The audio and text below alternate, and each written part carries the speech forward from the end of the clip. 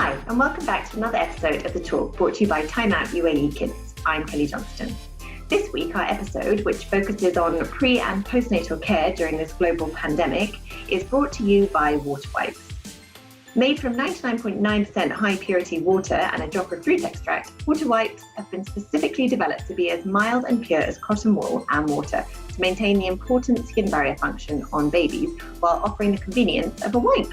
Water wipes provide safe cleansing for the most delicate newborn skin and are so gentle they can even be used on premature babies. In addition, they're accredited by Allergy UK.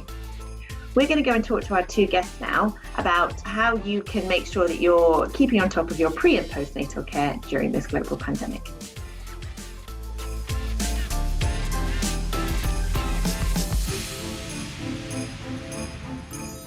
So today with us on the talk, we've got Cecile Descali, who is the lead parent educator at Malak.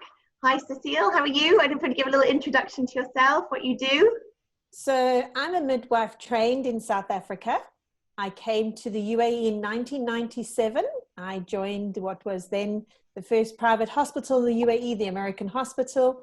And from there, I've developed my own brand. I've joined Malak finally about 3 years ago now. And I basically provide support for women prenatally with education and then look after them with their babies afterwards, especially with sleep. Pretty much everything then. So it's no wonder you've been nicknamed the baby whisperer of the UAE. And we also have Dr. Salma, who is a consultant obstetrician and gynecologist at Genesis Hospital. Again, Dr. Salma, I'd love to hear a little bit about you. Are you trained? Hi everyone, I am Salma Bilal. I am a UK trained obstetrician and gynecologist. I am trained in the northwest of England. I moved to Dubai to join my husband in 2013 when I was on my maternity leave. I fell in love with the city and I started working here, giving me a completely different perspective to my job, very different to what I used to do in the UK. I have made amazing friends out of patients, and I currently work at Genesis Healthcare Center in Dubai Science Park, where we look after a lot of high risk and low risk pregnant ladies, and I look after women pre and post delivery as well from a gynecological point of view. Great. So I guess for both of you, for mums to be and new mums with little tiny babies, it's quite obviously a daunting time for anyone who's going through both of those things. But obviously in light of the current situation in the pandemic and movement restrictions across the UAE, things are probably a little bit more tricky as well. So how have you, Cecile, how have you adapted what you're offering to your clients and to your, mums and new mums to be and new mums? So because of social distancing and obviously being a little bit more aware for mothers and especially little babies, we've taken everything online. Our prenatal education is online, which you can either do privately, one-on-one, or in a group class. And while I thought the groups wouldn't really work, they're still very important because parents need to meet other parents in that position, being pregnant at the same time. They're working amazingly. And this being online, like we can see the view at the moment, that's how we do our prenatal class with a shared screen. And the mothers still get all the same experiences. The only thing that I think we are missing is that real personal touch of being able to demonstrate things. So we've used a lot of video footage. Fortunately, we video a lot, and we've managed to adapt that to be able to give mothers the information. And then our consults are also all online. Plus, we do a lot of live Instagram. We do it about 3-4 times a week. We're inviting speakers on, we're talking about different topics, or we're just simply doing question and answers. I think as you say that kind of hit the nail on the head. It's a very hands-on thing, isn't it, to be able to help a mother to feed her baby, and obviously it's all about the skin on skin. So that must have been quite hard personally for you as well, trying to sort of look after your clients, but also generally as a company, it must have been quite difficult to take that online. So things like breastfeeding consults that we can still legally do in your home. We are just making sure we are wearing gloves, we're wearing masks, and it is a bit weird to sort of help with the breastfeeding consult with a mask on or a set of gloves on. And it does depend on how comfortable the client is. We will take them off if they feel please rather do. But otherwise, we're doing all the right things, hand washing, hand sanitizing.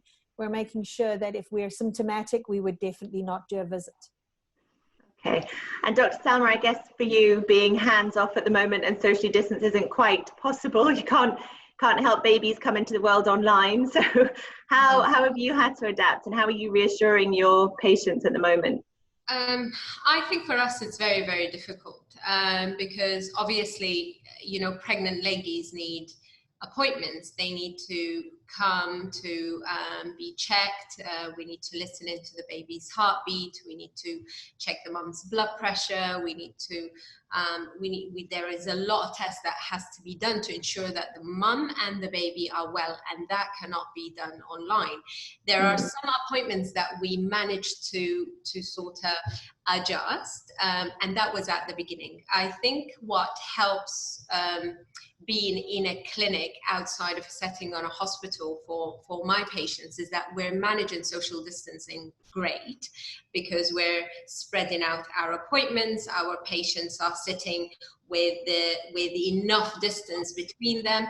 A lot of ladies have been absolutely amazing in trying to come to the appointments with minimal people with them. So some majority of women will come on their own, which is we fully understand sometimes it's so difficult for them, because this is such a precious time. Yeah. And the one person you want with you is your husband, and to not bring that person with you is very, very hard, but they understand that that is for their own good and for the good of others, that the minimum amount of people that are around, the better. I think now, as the restrictions are getting sort of easier and less, women are feeling more confident to bring their partners or husbands with them to the appointments. But again, measuring blood temperatures at entrance, we are all, you know, this is very rare for me to be sat without having my mask and, you know, my headbands and, you know, your gloves, and you're doing everything possible between patients, cleaning and disinfecting. So it's different times, but it's not unmanageable. It's just that we need to just adjust a little bit. But women can still have their appointment in a very safe environment. And that's one of the things that I worried initially about, that women would stay at home with a serious concern and not seek advice, and then it's too late. Yes, I think that is definitely, people are worried, people are more nervous, you know, and they want to make sure that all the precautions are being taken. But even when they are, from your side, there's still a little bit of anxiety, you know, a bit of worry, a bit of concern. I think that's the same as anyone going to any clinic at the moment. Yeah. How does it work with actual births? Are husbands allowed in the room for the birth? Is that are they normally allowed in, and is it sort of... I currently mainly deliver at Parkview Hospital, Mediclinic Parkview Hospital, and husbands are allowed to come in with their wives for birth, and they are allowed in emergency cesareans and elective cesareans to come in with their wives into theatre. All patients that are coming in through the hospital do have regularly their temperature checks, and they have a thorough screen, like a questionnaire that they need to fill in, looking for symptoms.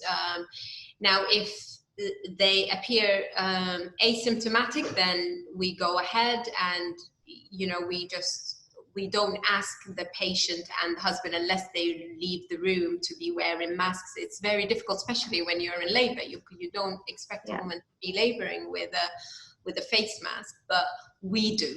And we do because we need to as well protect those patients from us as well. Obviously, if you have any sign of any symptom, then you have to hand over to a colleague, and that's how it goes.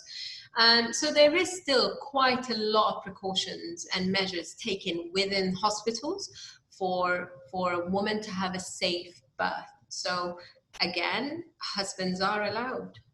So basically, don't be afraid. Go to your prenatal appointments. Don't be scared about the actual birth itself. Just carry on as if you would have, without all of this craziness going on in the world. It's all, yeah. I'm sure Cecile would agree. When it comes to that moment of time, when a woman is there and she's got her hand out, you're not going to say, I'm really sorry, I can't hold you because, we're social distancing. This completely goes out, a complete different mode there comes in hand, and it's like patient first and your safety becomes second. So, you're there, you're with your patient, you're making sure that everything is in place for your patient. And you just you hope because you're never guaranteed, you hope that everything is going to be okay from a COVID point of view. And Cecile, as one of your many hats, with the midwife training, a lot of people now are sort of choosing to have a midwife present at the birth. Is that quite big in the UAE? So midwives are present at all the births, where the doctors come at the they often pop in. And I never want a mother to worry because the doctors passed by and said hello, that now they think there's a problem. But we would call them if there was a concern, and we certainly call them close to the time, because your doctor here in the UAE is the person you formed the relationship with. They're the person who's guided you through this time for the last 9 months. And they are very important to that mother to be there at that moment. The midwives in the hospital, the mums meet when they arrive there for the first time, unless they've done a class or a tour.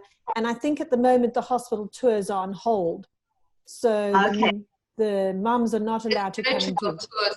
There's virtual tours, Cecile. So they're online. So if the patients go online into MediClinic for Parkview or even for Genesis, we have attached links to the hospital tour, because they get lost. Where do they go? Yes. Is that an opportunity for them to meet the midwives at the same time, potentially? I mean, does it work like that, or is it just when they turn up, it's whoever's on duty? I think it'll be when they turn up, whoever's on duty, because to let them meet every midwife virtually would be very difficult. But that's amazing to hear that this innovation, this technology is serving a purpose to ensure that moms are getting that look into where they're going to give birth, which is a very important part of any kind of care we're giving them prenatally. And I had a question, Dr. Selma, you could possibly answer for us. Are we allowed to have a doula in the room with the mom? You are allowed to have a doula. What they have actually put in place, there's a questionnaire that is that's in the hospital that the patient or the doula has to fill in upfront. You have to get an approval, and they would require the doula to have a COVID testing within 7 days before coming in. So, and that's to ensure that, because you have asymptomatic patients as well. So a doula could be an asymptomatic person. Yeah. So as long as there's a negative test in place, then a doula, and she has agreed and signed the form, the consent form, then a doula can be present. That's very good to hear. It's very good to hear. That must be nice for the consistency from sort of the beginning. Yeah. Sorry, Cecile, you were going to say. That's okay. I had another question on that. Parents are telling us there was a not sure if it was on a letter or something, that the dad can come in, but he then may not go home overnight. He must stay with the mother until she leaves. I think that's at specific hospitals.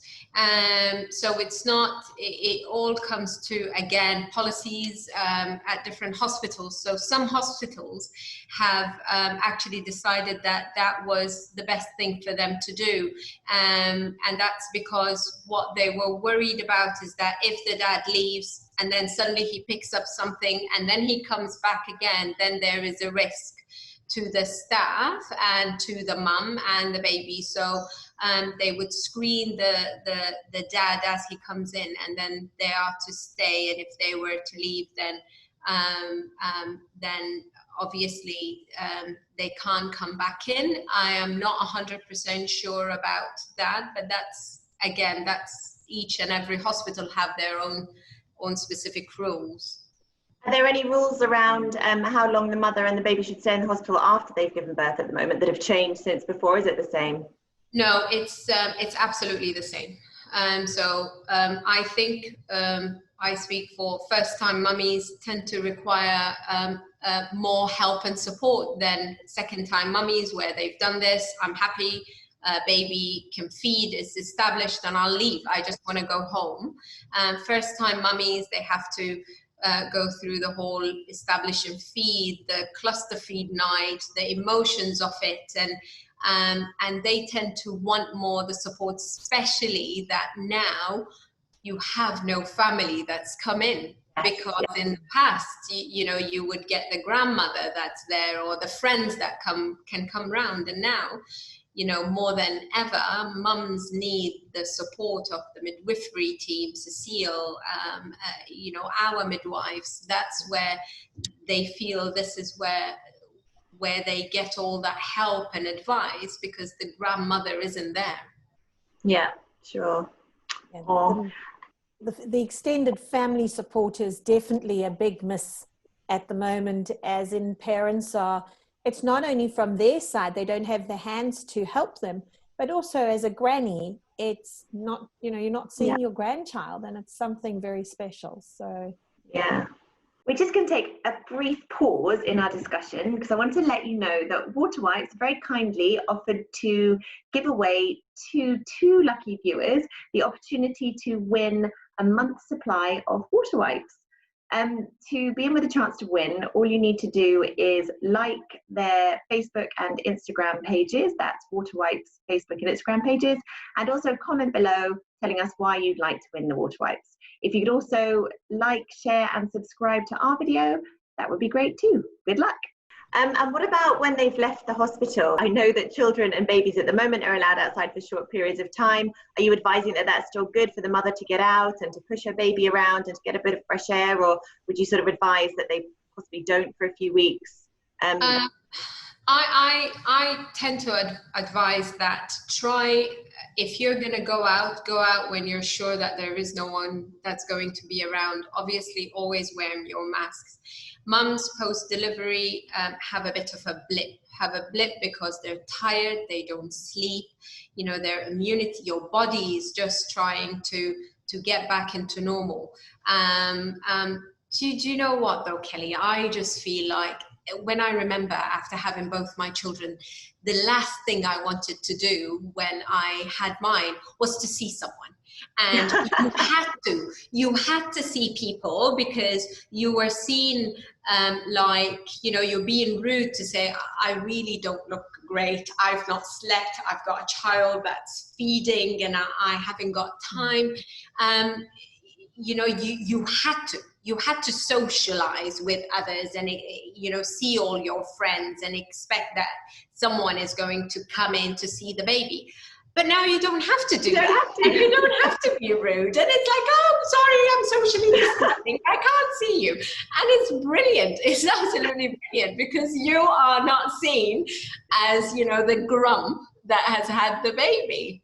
You don't have, exactly, the onus isn't on you saying, no. It's kind of, it's like, what though, I guess with the introvert extrovert thing though, you've also got, like, when I had mine, I was desperate for people to come, desperate. Like, I just wanted as many people to come and sort of help and be around as possible. And also I was desperate to get outside. So again, with the extrovert and introvert, you're going to have people who are really missing that and people who are really thriving on that fact. So yeah. And I'm definitely the introvert person then. Definitely, like, mine were so tough. I just wanted to, like, go into my own bubble and just be with the kids. So but as you said, it's very different times, but we can make them at very special times. Really. Of course. And Cecile, I know, as I said already, you've got so many hats in your sort of baby care and new mum care. I think one of the things that you sort of focus on is sleep and the importance of sleep for mum and for baby as well. And I know Dr. Sam has got 2 children. I've got 3. Their bedtimes have gone totally out of the window. It's getting later and later. They're struggling to get sleep even when they do go up to bed. What can we do? I'm sure that I'm not the only one. Dr. Sam, are you finding the same thing? It's hard because they're not, I guess, doing as much sport and activity, so it's hard. It's very difficult. So the thing that we've actually found has become really strange, and well, it's not strange, I think it was to be expected, was that normally good sleepers have become bad sleepers because of the lack of, not because the parents are not trying, but because the lack of physical exertion, the lack of mental stimulation. And I think that our children are suffering a lot more mentally, emotionally than we've actually realized. Where you and I can logic this out, we can actually come to terms with wearing a mask and not being able to go out or having to make sure we follow certain rules. Children don't understand those rules. And the funniest thing is that masks are extremely frightening for them. So I had an experience in going to a lovely mum's home. I've been seeing her I saw her through her first pregnancy with her first child, breastfeeding, helping with sleep. And when I arrived to see the new baby, to help with feeding for this baby, the little girl, she was so excited that Cece was coming. And then she saw me with a mask and she was like, "Who are you?" Oh, of course. Oh, that was one of the times when we agreed, I'm asymptomatic, they're asymptomatic. For her stability, I would remove the mask. And the minute I took the mask off, the whole dynamic in the room changed. And I think that day really made me pay attention to, we have to be that little bit extra kind to our children at the moment, a little bit more flexible with them. I know that we still need to keep good bedtime habits, but if it's half an hour later, is that such a big deal? Now, when they're going to school, they do have classes online and they may have to be up at the same time every morning. And that, again, is a good thing to do. Keeping those normal daily routines is really good, but sometimes very difficult because, again, like you, a working at home mom now, that's not easy to do suddenly. Suddenly you've got a toddler knocking on the door while you're trying to do a conference call. And how do you deal with that? And I think just the words of advice is be patient with them, take a little bit of extra time, try to keep them physically active and stimulated as much as possible, and try as much as possible to stick to the normal daily routines. And I think, as you rightly said, is that they are all over the place, their emotions are all over the place. They're struggling and possibly as they're not able to verbalize it quite so much. There's a lot of temper tantrums and possibly lack of sleep, I would imagine, contributes to that as well. So it's like a double whammy of pent up emotions. Yeah, and lack of sleep contributes to how you deal with that tantrum as well, where before you may have been the mom who got down on the floor, made eye contact, was patient, you may be a little bit more sharp than you intend to be. And that you have to forgive yourself for that, because I don't think that we, and talking to the 3 of us here, what are we doing for self-care? And mothers out there, what are they doing for self-care? You can't get that day out and go to the beach or go to the spa at the moment. I mean, I speak for myself. I think my focus is very much on my children, trying to get their home learning done, that they always are the priority. And that's just how it is as soon as you become a mum. And I understand what you're saying, that probably need to make some time for ourselves as well as mums. And with Dr. Salma, obviously whereas a lot of people who are working from home, they really are working from home and looking after their children at the same time, and that's actually really stressful. But on the other side of the coin, you're expected to do all that with your children, but then babies don't wait. You can't schedule them into your 9 to 5, so you must be finding it quite hard. No, I've always, you know, my mum was a teacher, and I've always admired teachers and looked really, you know, really highly at teachers, really. But now this is a different level of love. I have got, you know, what they do, and to try and sit down with your child to tell them to do one thing and to do it just quickly is a challenge on its own. You know, how that E sound can take an hour, I don't know. I genuinely don't know. And add to that work, for me, it's, you know, at the end of the day, you try your best as Cecile. And I have come down to this conclusion, is that at the beginning I was getting really frustrated, and I was looking at the app, and I was like, how many activities have we missed, and what have I done and what have I not done? And at the end, I was getting myself so worked up about it, because I'm thinking, oh my God, am I failing my children?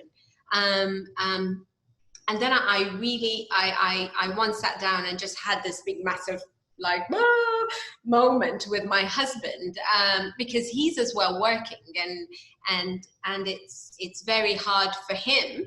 And we just thought, you know, we need to step back, and we need to try our best, and just be kind. Just be kind to yourself. You're only trying your best, and you know, you can't do no more. It's hard, but we can only try.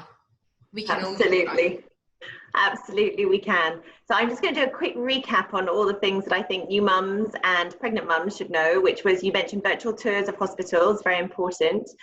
Precautions are in place for mums going to their prenatal appointments. Cecile, you said that all of your services are now available online, and that we also mentioned that a doula can come into the room with you, and your husband can too. So in a nutshell, what would you say to pregnant mums and new mums, Cecile, about how they should go about, you know, what do they need to do? They need to carry on as normal, and, you know. I think they need to realize they carry on as normal, using the advice from the government on social distancing, using the safety precautions like masks and gloves. But I think that they must really try to relax. And I know that word is an easy word to say, but enjoy this time. This is still a very, very special moment, especially if it's a first baby. And I'm not taking away from second or third babies. I think they're equally as special. But that first moment of birth, meeting your baby, should still be the highlight that we all love. And that will be what mums remember from this. Forget all the corona stuff. It'll be the holding their baby for that first time. And I presume that you talk to your clients on the phone all the time as well, and WhatsApp them, so you're always sort of available to them anyway, even though you can't necessarily always see them face to face. No, we're always available. I used to joke and say that I think people think I'm popular because even while I'm driving, I'm on hands-free talking to mothers. And people only realize it's all work, but work is my life. I love what I do. I love talking to those mothers. So now it seems to just be on WhatsApps or on Zoom calls, and I'm still loving it. I'm pretty sure you are popular. You are popular with all of the parental population of the UAE who have been sort of had their babies here. So I think you definitely can count yourself as popular. Is there anything, Dr. Salma, that you'd like to add to any mums, new mums who you know about to? I would just say, please don't be worried about these times. This is very, very special time. Who of us is going to turn around in 30 years from now and say, I was born when there was a pandemic, when people were wearing face masks? And, you know, you genuinely can make a very special moment, even in these difficult times. You are fine. Your birth is going to be fine.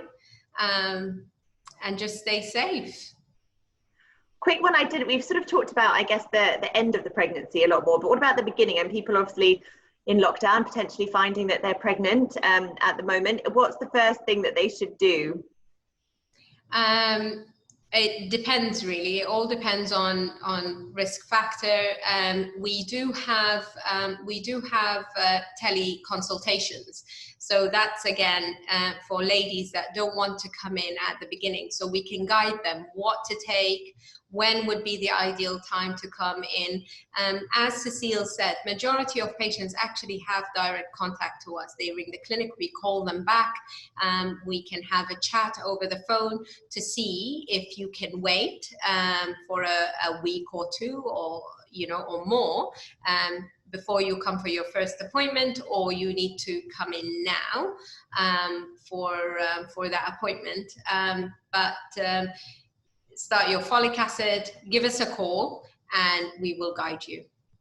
Fantastic. Lovely. Thank you so much, ladies. I really appreciate your time. I know that you're both extremely busy. Yeah. So I appreciate it, and thank you very much for your insights. Thank you for having us on. Thanks. Thanks again to our two guests today, and a huge thank you to Waterwipes, who brought you this episode of The Talk. Please do subscribe, like and share our channel, and make any comments you'd like in the box below. We'd love to hear from you. Until next time, bye.